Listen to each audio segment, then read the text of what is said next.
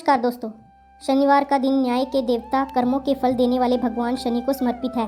कहा जाता है कि शनि देव की कृपा जिस पर हो जाए उसके जीवन के सारे दुख दूर हो जाते हैं और जिन पर उनकी कुदृष्टि पड़ जाए राजा भी रंक बन जाता है।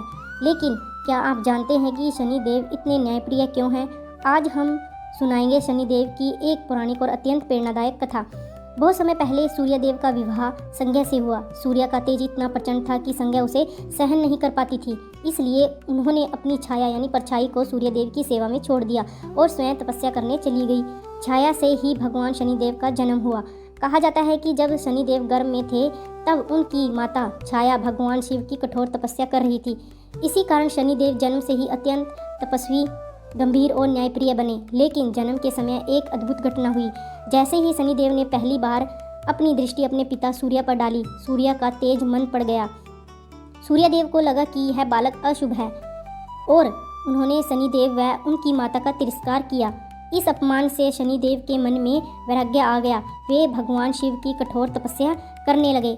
शनिदेव की भक्ति से प्रसन्न होकर भगवान शिव प्रकट हुए और बोले, हे शनि, आज से तुम नवग्रहों में सबसे न्यायप्रिय ग्रह कहलाओगे। तुम्हारी दृष्टि से कोई भी अपने कर्मों का फल पाए बिना नहीं रह सकेगा।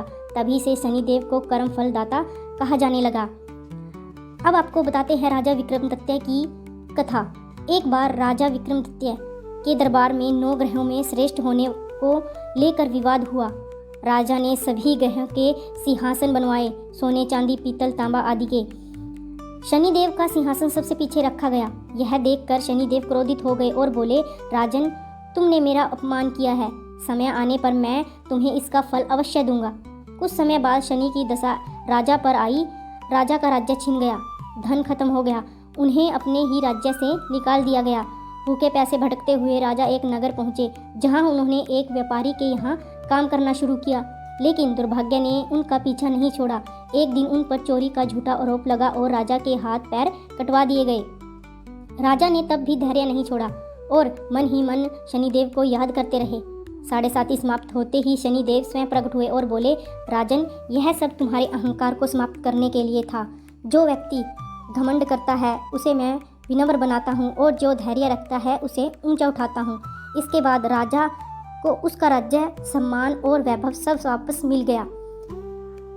कभी भी अहंकार नहीं करना चाहिए। अच्छे कर्म करें, गरीब और जरूरतमंदों की मदद जरूर करें, न्याय के मार्ग पर चलते रहें, क्योंकि शनिदेव दंड जरूर देते हैं परंतु अन्याय कभी नहीं करते। अब जानते हैं कि शनिवार को क्या करना चाहिए। शनिवार को पीपल के पेड़ के नीचे सरसों के तेल का दीपक जरूर जलाएं।